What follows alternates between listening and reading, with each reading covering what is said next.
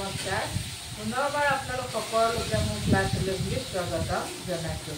আজি মই পুনৰ আপোনালোকৰ মাজত উপস্থিত হৈছোঁ মোৰ অন্য এটা ভিডিঅ' লৈ। আজি যিটো ভিডিঅ'লৈ আপোনালোকৰ মাজত উপস্থিত হৈছোঁ সেই ভিডিঅ'টোত আপোনালোকলৈ লৈ আহিছোঁ একেটা পাঠৰে অৰ্থাৎ কুট অস্থি সেই পাঠটোৰ পাঠভিত্তিক প্ৰশ্নোত্তৰ।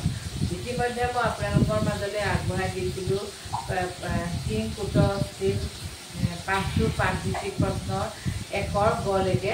আজি মই ঘৰটোলৈ পুনৰ আপোনালোকৰ মাজত উপস্থিত হৈছোঁ। আহক বেছি সময় কথা নাপাতোঁ, আজি ঘৰটোত কি প্ৰশ্ন লৈ আনিছোঁ সেই বিষয়ে আলোচনা কৰিম। ইয়াত দিছে নগৰম, আমি আমাক উদাহৰণত এটাৰ লগতে দিছে, গতিকে নগৰম নগৰে, গৃহম গৃহে, পুস্তকম পুস্তকে, ভাৰতম ভাৰতে।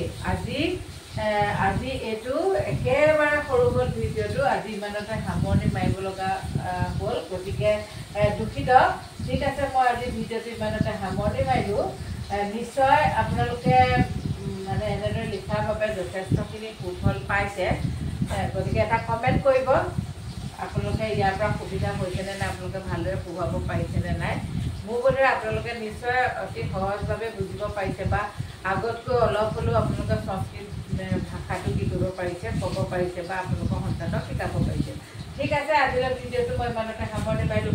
অহাকালি পুনৰ আপোনালোকৰ মাজত উপস্থিত হ'ম মোৰ অন্য এটা ভিডিঅ'লৈ।